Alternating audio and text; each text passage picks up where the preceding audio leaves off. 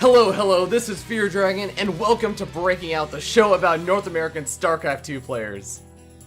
Here on this show, we spend 1 week highlighting an up-and-coming North American player. Throughout the week, we find out more about the player's history, their personality, and their playstyle over the course of 6 short episodes. On Monday, we'll interview the player and find out more about them. Tuesday through Thursday, we'll watch a game from each of the various matchups casted by your very own Fear Dragon. On Friday, we'll check out a generally awesome game with some sick play, and on Saturday, we'll kick it back with the player and have some wacky fun with some randomly selected events like handicap ladder matches, karaoke, and dance contests. Each episode aims to be about 20 to 30 minutes long, so you can learn more about the North American StarCraft 2 scene without interrupting your busy WCS schedule. Thanks so much for watching, and I hope you enjoy the show.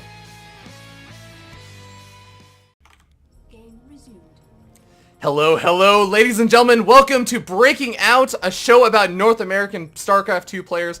And today, we're going to be covering JonSnow's awesome game of the week. And of course, I'm joined here today by Tempo StarCraft. How you doing today, Tempo? Hey, I'm doing great, Fear Dragon. How about yourself? I am not too bad because we get to cast the awesome game of the week. Now, of course, Tempo is going to be the introductory co-caster for the series. I'm going to start bringing on a lot more co-casters because enjoying StarCraft with friends is like the best way to enjoy StarCraft. Am I right? You are so right. That's how I got into it, man. I think that's how a lot of people got into it. But you know what? Let's put that on hold and let's go ahead and introduce these players as we spawn down here in the bottom right-hand corner on top of the player representing Team Evil Geniuses. It is going to be the very well-known American player, Evil Geniuses, Suppy. Alright, and spawning in the top left corner, the Blue Zerg from the Team Core. He is not a crow, but he is JonSnow. Oh, that was clever. Oh, God. man. We got ourselves a ZVZ, man. Yeah, and everybody's enjoying JonSnow's name right now. Even Suppy's kind of just going John, Snow. Yeah. I swear, Suppy is the type of player that does this all the time. Like, always typing in the chat, and you know, he seems like he's having a blast at his keyboard. I know, and you can tell it. Especially, it's like you can actually see the smile on his face, and I'm not just talking about the emoticon smile that we see on the screen right now. Like, yeah, you can visibly see the smile on his face, and it's a beautiful thing, man. When two people are enjoying StarCraft. But you were saying ZVZ. Let's actually talk about the game. In fact, okay. What's going on generally in this matchup? It seems to be, it's very different, depending on, you know, what's on the line. I feel like, you know, on ladder, a lot of people are trying different things and not necessarily just trying to get the easiest win. They might try to do something to make it work, rather than just all-inning, or, you know, the whole coin flip dilemma that they say that ZVZ can be. But I feel like recently, well, not recently, but since HOTS has been out, there's been a lot of solid ZVZs that have been happening. You know, it's not necessarily just, oh, my all-in didn't work, then the game is over. There's actually been a lot of macro games being played, and some of these all-ins are beginning to be figured out. You know, so even that 10-pool Bane that was literally almost a direct counter to a 15 hatch. People are learning how to hold that, just, you know, pulling drones early, or whether they scout it or just see it with the Overlord. So it's not necessarily all in versus macro equals, you know, win. Yeah, it's definitely turning into be less of a coin flip. And, you know, I do say that with a grain of salt because JonSnow actually did say in his interview, you know, he feels like there are still a couple of issues in terms of, like, the matchup feels a little bit unstable. Not necessarily coin flippy, but he just said it feels a little bit unstable. So, as you said, people are starting to figure that out. But, of course, there is still that worry that it's not 100% guaranteed, like, well, now you can just 15 hatch every single game and not worry about 10-pull bailing all in, but we're not seeing that in this game so far. We're seeing pretty standard looking builds right now. Yeah, like, it seems like they both started out with the hatch first, but not to you know, take away from that. If you all in against a macro build, it's still incredibly hard to hold, you know, just not just lose. But yeah, we see that both of them are doing pretty identical builds. They decided to get their gases early with that hatch first, getting the speed with the first 100 gas, and then dropping that Baneling Nest at the natural. Well, and we got a little bit of a scouting ling coming in for JonSnow, and as well as for Suppy. I think that they died, though. Yeah, they're literally mirrored, even in their unit movement. It's actually pretty crazy to watch. I was going to say, it's a little... But you see that the Baneling nest here at the natural, and you see that little groove that it makes for the queen, for Suppy and for JonSnow. But if you look at Suppy's natural, he puts his queen right there, and JonSnow does the same thing. It's just to reduce the surface area for the speedlings when they do come in. So there's a nice little space for the queen to sit in there and not get totally surrounded by lings. Those are the small little subtle things that you don't think about, but it's like, when you do that, it just helps so much in those kind of like big all-ins that we were talking about that you need to hold off. But we're actually seeing the big first change in the build orders right now. We are. I mean, a lot of gas guys have been thrown down for Suppy, whereas JonSnow adding on... Oh my god, he just jumped up to 28 Zerglings in production for a second. Tempo, would you say that it's fair to say that Core Gaming's JonSnow gonna get aggressive right now? He's getting pretty aggressive right now. Suppy is doing the pretty standard Muta, the Muta opening, but JonSnow is gonna open up with some aggression, which is really nice. You can catch Zerg off guard by doing this, so a lot of lings are gonna come here. And if this queen does go down before the banelings are ready, this could be problematic. But looks like Suppy's gonna get some banelings ready. A sick hit. But JonSnow has some banelings of his own. Yeah, he's gonna be coming in with a rebuttal banelings. Banelings not actually exploding on those queens. Those queens doing such a great job from Suppy, blocking that entrance. But the banelings are all next to each other. JonSnow does get in though. Oh my god, that takes so much control not to explode those banelings when they're all on top of each other. But it looks like the Zerglings also managed to get in onside that drone line of Suppy right now, and JonSnow gonna be cleaned up, but how much damage did he end up doing? Quite a bit of damage there. Not too many drones were killed, but you will notice that JonSnow he didn't just make a bunch of lings and then say, well, that didn't work, I'm dead, but he droned so hard behind that attack. If you do look at the drone count, they're actually even, so while JonSnow did get very aggressive, he was able to even out the drone count, but the only bad part about it was that Suppy decided to get his lair so early. Did he cancel his lair? He might have, I don't know if he canceled it because it's only about halfway done here.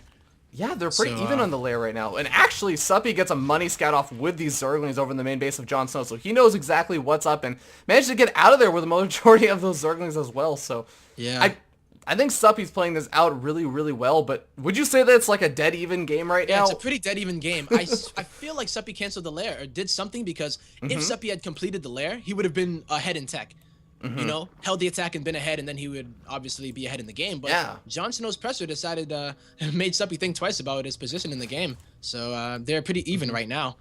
Yeah, actually, I think that there was an Overlord out in the middle of the map that actually saw, I think, 8 or so banelings being morphed in for JonSnow, so that's a pretty good reason to say, well, okay, you know what, maybe I need to cancel that lair, get that 150 gas for some banelings to defend, to make sure, I don't die before I actually get to use this tech.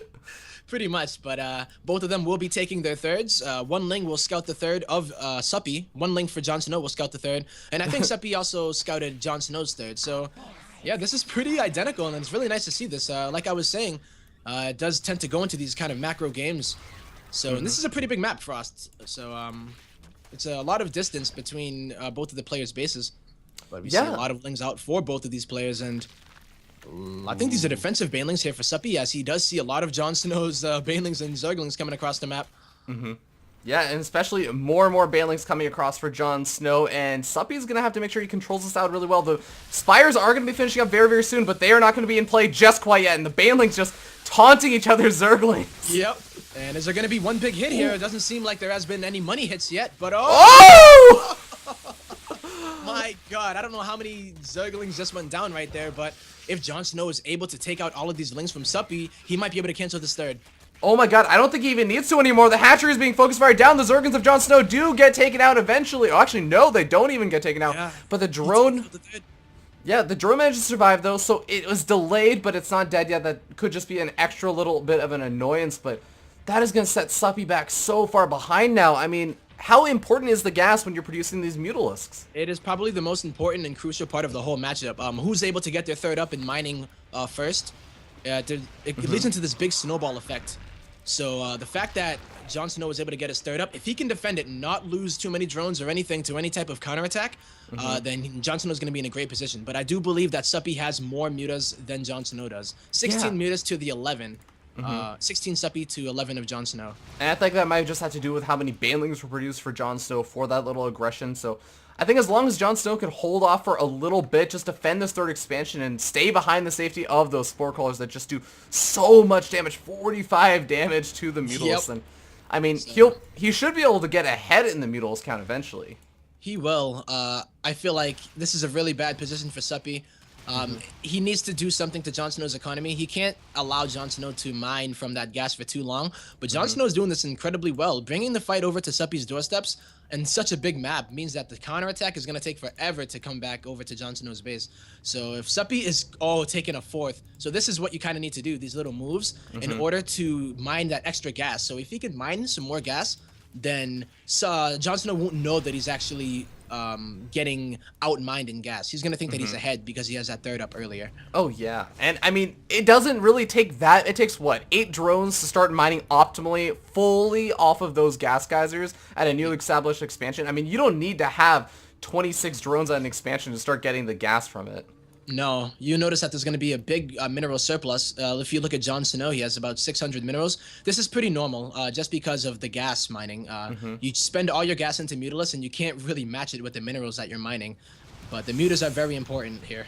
Oh man, JonSnow looking to try and pick a fight right now. Even though JonSnow's Carapace upgrade was actually seconds away from completing, he was willing to take it a little bit early, but looks like they will end up backing off. And of course, those Mutalisk actually will regenerate all the health for Suppy, so not too big of a loss, but I mean, Tempo, this is turning into a giant Mutawar right now. What are some of the other things that players can do to maybe take advantage beyond just making more Mutalisks? Well, like Suppy did with that early fourth, that is a really, really cheeky move right there. And it's something that he needs to do because you can't just go head to head. And if you look in the middle of the map, there is a big Muta fight that could be going on here. JonSnow is going to have the advantage here with all of the Zerglings under it. Notice that the glaive worms from the Mutalisk bounce, and the Zerglings do soak up some of that splash damage here. So if JonSnow doesn't scout this fourth, then Suppy is going to probably pull ahead eventually, but there's a fight here, and they're going to actually go with it. Oh my god. Like Suppy actually has the advantage here. The upgrade is even for both of these players, but JonSnow is still here fighting. Oh my god. Oh my god, I think he needs to get out of there. Oh my god, having a 3 Mutalisk, or I think a 2 Mutalisk advantage at the beginning just worked out so well, but actually JonSnow is taking this as an opportunity to do something with his Zerglings, keep his opponent at home, and stop that counter aggression as he moves in with a ton of his Zerglings over at the main base. Doesn't get too much damage done over there, but look at this, now he's coming in over tier to the third. He's focus firing down some of those drones, trying to kill off the hatchery or do some damage to it, and at least he's going to keep these Mutals back for a little bit, but Tempo, I'm worried right now for JonSnow.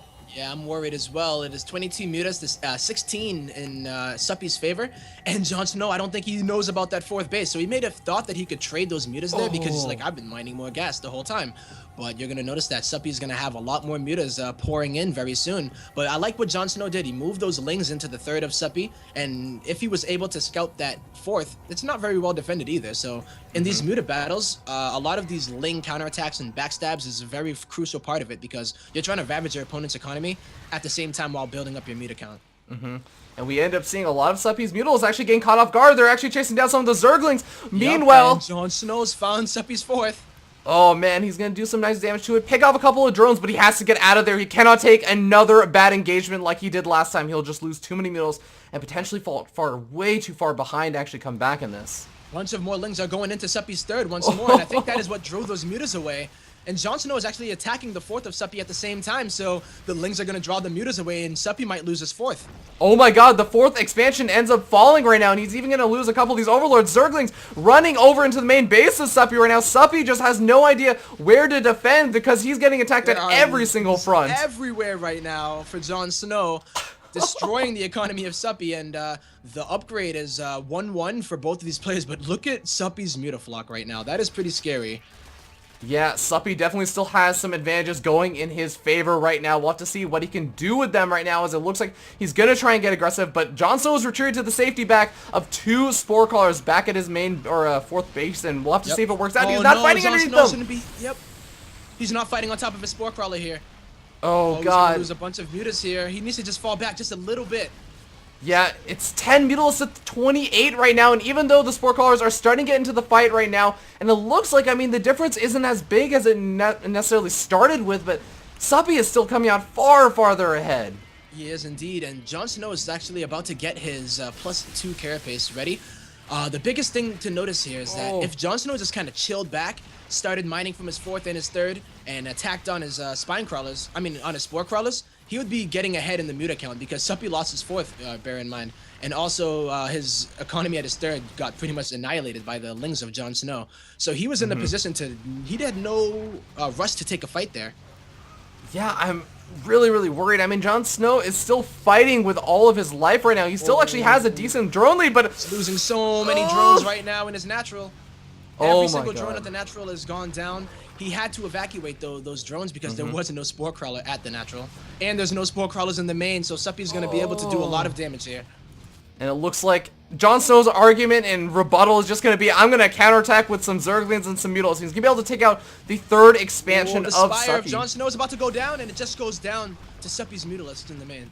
Oh god, that means no more Mutals. That means no more anti-air and tempo. That's going to be a huge loss right now, but this has turned into a base trade situation. Can JonSnow actually do this? JonSnow can actually snipe the Spire of Suppy's as well here. He's focusing the lair, though. If he can just get that Spire, then I don't even think he needs to, though, because neither of these players are really mining. Oh, the only base that is mining of Suppy is at his natural, but JonSnow actually his 3rd is mining as well. The 4th has been pretty ransacked by those Lings and the Mutas, but we're looking at a pretty crazy situation right now, but Suppy does retain the Muta lead. Yeah, Suppy retains that Muta lead, and he's going to be able to chase back a lot of JonSnow's units right now, and amazingly enough, we end up seeing 3 drones left over for Suppy, so his economy has been neutered. I mean, that economy is never going to be able to reproduce, much like a dog. But in the meanwhile, I mean, JonSnow has 21 drones and has spore crawlers, 3 spore crawlers established at one of his bases. Can he actually defend this now? The important base here is spore crawlered up. He can sit there and just hang out for a pretty long time, simply because he does have the +2 carapace upgrade. Suppy does not have enough to even start that upgrade. So, although he does have the higher muta count, JonSnow is able to produce mutas over time and also has the better upgrade. So he's going to protect these spore crawlers at this 3rd with his life. So the Queen does have enough for a transfuse, but will it? Oh, the spore crawler will go down. He misses the transfuse. And he needs to fight. He might lose that Queen. He loses the Queen. Oh, God. This is a crazy situation. I think a spore crawler is firing away at Suppy's mutas, though. And he's losing a ton. Oh, and a GG is called from Suppy. Wow. Oh my god. That was an absolutely insane game tempo, and I think I know why JonSnow actually sent this game to me with the entitlement that this is the awesome game of the week. And I agree. I mean, we were certain, we were saying, like, we were really worried for JonSnow at this point because he's down in the Mutals count. He took, like, a bad engagement and everything, where Suppy, like, did a great and brilliant maneuver where he took that 4th expansion that was sort of hidden. Yeah. But I mean, counterattacks tempo, counterattacks everywhere. JonSnow's Lings were everywhere, man. And I think at that last battle with Suppy, he might not have seen that spore crawler that is in between the spine crawler and the mineral patch, because those overlords I think were right above it. So he might have been doing the old overlord over the spore crawler trick, and Suppy might have thought that he was in a fight that he could win, but a spore crawler was attacking his mutas the whole time. That is actually so cool to see, because I was watching the Mutals count actually in the unit counting station, and Suppy definitely had that lead, and it was kind of like, well, I mean, he should theoretically be able to take this. It's, I think, 2-1 Mutals versus... Oh, actually... Oh, wow, this is actually something that we did overlook for a little bit. For a long time of the game, part of the game, JonSnow had pretty even upgrades with Suppy, but at the end of it, he was actually up with a one extra Carapace upgrade. So that definitely helped out a lot. Wow. It makes such a big difference, too, but... Man, Suppy did have a lot of mutas. It was pretty scary for a while. Yeah, but with that being said, thank you so much, Tempo, for coming on, and of course, thank you guys for watching. Hopefully you guys will actually go ahead and check out Core Gaming's JonSnow. I'm going to be linking his Twitch TV, his Twitter, etc., and of course Core Gaming's various info also over in the twitch.tv chat, or of course if you're watching this on YouTube, you can go ahead and check it out in the little description below the video, and hopefully you guys will decide to actually follow all of those good things. And, you know, of course, Tempo, where can people catch you at? You can catch me at youtube.com/TempoStarcraft, just spelled out that way. And I also do stream as well. So twitch.tv/tempo, spelled with the 0_SC, where I do a lot of fun times. My quest to masters, man. But it's always a fun time on Team Tempo, so much appreciated. Yeah, and you're also doing voice acting for a new game that's going to be coming out, right? Oh, the SE2 visual novel. I'm Mm-hmm. gonna be doing music for it when it's completed. Mm-hmm. And hey, who knows? Maybe I'll do some. I did a little reading of it. Uh, so while I'm not a official voice actor, who knows? Mm-hmm. After my epic reading, who knows? Hey man, I was watching your live stream and you were reading out all the stuff and it sounded good to me. So hopefully they'll get on that. But definitely check it out, guys. As you'll actually, if you, I think that the Kickstarter still has a little bit of time left today. Yep, You they should have. finally got the. They reached the goal today. Yeah, So it's yeah. great. And if you actually want to get in on that, I believe that one of the Kickstarter backing goals is that you'll get access to that soundtrack from Tempo, and I think it's like, is it like the $15 mark or? I think it's one of the lower tiers for it, so it's not too much. And there's another producer that is actually making a lot of the music for it too, so it's pretty nice. Yeah, so definitely go check that out, guys. But, of course, if you also enjoyed the show, please go ahead and give me a follow over here on twitch.tv/FearDragon64 and youtube.com/FearDragon64 for all the VODs. We'll be live again tomorrow with the fun day show of the week with Core Gaming's JonSnow. We're going to have a little bit of fun. You guys can tune in over there at 8:30 Pacific, 11:30 Eastern. And, of course, feel free to give me any kind of feedback either on my casting or the series or, anything of the sort. But thank you again so much, Tempo, for coming on. And Indeed. have Thanks for everyone. having me, Mika. Yeah, it was wonderful. It's always a man. pleasure, man. All right, but with that being said, guys, have a wonderful night and hope to see you tomorrow.